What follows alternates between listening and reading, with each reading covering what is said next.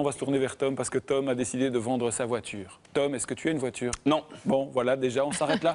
Merci d'être venu. Bonne soirée. Comment revendre sa voiture de la meilleure manière qu'il soit? C'est la question que vous vous êtes posée. Oui, il y a différentes filières. Alors déjà, est-ce que vous reconnaissez ce monsieur? C'est un acteur anglais. Il s'appelle Rowan Atkinson. Ouais. C'est Monsieur Bean, Mr Bean. Il a revendu sa voiture il n'y a pas longtemps. C'est un peu la Minute People. Combien il l'a revendu? 10 millions d'euros. Donc ça peut être une bonne affaire. En même temps, c'était une McLaren. Ça dépend combien il avait acheté. Un modèle hyper rare aussi. Hein, voilà. C'est vrai, c'est vrai. Bon, ça peut être un bon plan. À notre échelle un peu plus modeste, on peut avoir besoin de revendre sa voiture ou simplement envie de la remplacer. Encore faut-il savoir comment. Il y a différentes filiales, les sites internet, les sites de petites annonces, les agences auto-immobilières, ça existe. C'est comme les agences immobilières, c'est pour mettre en contact les acheteurs et les vendeurs. Valérie Mailly a testé les différentes options pour essayer de comprendre laquelle est la plus intéressante niveau sous-sous dans la poche. On regarde. C'est sans doute la règle d'or. Pour vendre une voiture au meilleur prix, il faut la rendre attrayante. Après cette première étape cruciale, différents chemins s'ouvrent à vous. Une première possibilité, c'est la vente de particulier à particulier. Il vous suffit de rédiger une annonce sur un site de vente. Vous fixez votre prix ou, comme moi, vous laissez venir à vous les offres. Nous verrons plus tard ce que ça donne. En attendant, nous testons une deuxième filière. Nous nous rendons auprès d'un concessionnaire de la marque. C'est un prix marchand, je vais vous donner, inférieur au prix du marché de revente particulier sur particulier. Après expertise de ma voiture, ce garagiste m'en offre 9 000 €. Sur le site de revente d'occasion de la marque, elle serait revendue à peu près 3 000 € plus cher. Autre inconvénient que ce prix bas, et l'offre, elle est conditionnée au rachat d'un véhicule chez vous. Mais oui, parce que sinon, comme je ne travaille pas le véhicule d'occasion, je n'ai aucun intérêt à vous reprendre un véhicule si je n'en vends pas un. exploitons une autre piste. Ah tiens, je vais enfin utiliser l'une de ces petites cartes qui polluent bien souvent notre quotidien. Nous appelons le numéro et à peine 5 minutes plus tard, un homme nous rejoint. Après un bref coup d'œil, il nous donne son prix. Si c'est bon, 8500, je vous laisse un acompte et puis allez libre temps la voiture si jamais. Dans une quinzaine de jours. Oui, ça va. Mais je vais réfléchir, hein. Je vais aussi aller voir d'autres personnes. J'ai vos coordonnées et je vous dis quoi. Ça va? Attends, je vais voir si on peut aller mieux. Il fait semblant de se renseigner, d'appeler quelqu'un et me refait une autre offre. 8800. 8800? Maintenant, tout de suite. Il nous met la pression. Je résiste. Il renchérit encore. 9000 maintenant, si vous voulez. Mais maintenant, non. Moi, Je vous dis non, je vous laisse un acompte. Non, non, non, non, non, non, non, non. Il est pressé de conclure l'affaire. Ça cache quelque chose. Je suis sûr qu'on peut en avoir plus ailleurs. Poursuivons donc. Nous nous rendons cette fois à Bruxelles, dans un quartier réputé pour ses exportations. D'ici partent chaque jour des camions entiers de voitures à destination de l'Afrique.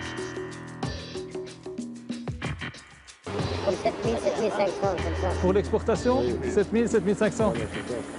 Pas plus. Je crois pas. Nous ne choisirons donc certainement pas cette filière. Il nous reste une solution originale à tester, l'agence automobilière. Cet intermédiaire se charge de la vente de votre voiture. Pour ce service, il empoche une commission. Du prix qu'on affiche à la grosse louche, retirez 1000 €. Ça, c'est ce que vous aurez net en poche. Tout déduit. Donc, il y a... Contrôle, frais de dossier, commission de l'agence et garantie mécanique qu'on introduit. Et le prix de vente de ma voiture, quel serait-il? Idéalement, 11 950 prix de départ. Ce qui vous laisserait 11 000 en main. Au minimum, vous me prometteriez quoi? Moi, je pense au minimum, vous en auriez 10. Ça veut dire 1000 de plus que la reprise garage. D'accord. 10 000 € minimum. Bien, mais la vente n'est pas garantie. S'il ne la vend pas, je perds 49 € de frais de dossier. Pour terminer, revenons à mon annonce sur Internet. Les offres en une semaine ont grimpé.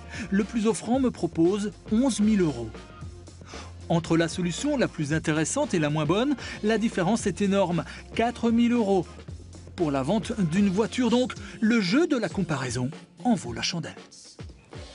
Donc deux options, soit on la vend de particulier à particulier, Ou soit on passe par un professionnel. C'est pas plus Exact. compliqué que ça. C'est les deux écoles. Soit on prend un intermédiaire, soit on le vend directement en passant par le bouche à oreille, la famille, les amis, les sites internet, les petites annonces, etc. En fait, chaque partie, chaque solution a son gros avantage. L'avantage, évidemment, de ne pas passer par un intermédiaire, c'est qu'on n'a pas de frais. On n'a pas de commission, de frais de dossier, etc. Donc on va récupérer plus d'argent. En plus, les professionnels, les revendeurs, ils ont tendance à sous-évaluer un petit peu la valeur réelle de la voiture parce que c'est évidemment dans leur intérêt. Alors l'avantage, par contre, de passer par un professionnel, c'est que vous vous débarrassez de tout ce qui est plus désagréable. Les formalités, vous savez que vous devez passer le contrôle technique quand vous revendez votre voiture, il faut obtenir le CARPAS, etc. Tout ça, c'est le revendeur qui s'en occupe si vous passez par un pro.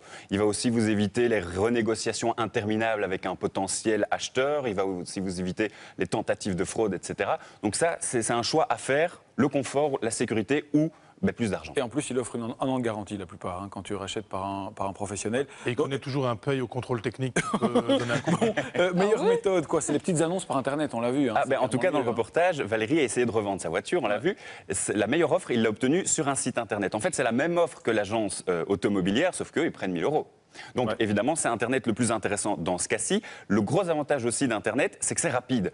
Et quand on veut revendre sa voiture, le temps, c'est de l'argent. Au plus on attend, plus les semaines et les mois filent, au plus la voiture subit une dévaluation, perd un petit peu de sa valeur, et donc on la revendra moins cher. Donc dans ce cas-ci, le plus intéressant, c'est la petite annonce. Il ne faut pas la faire n'importe comment.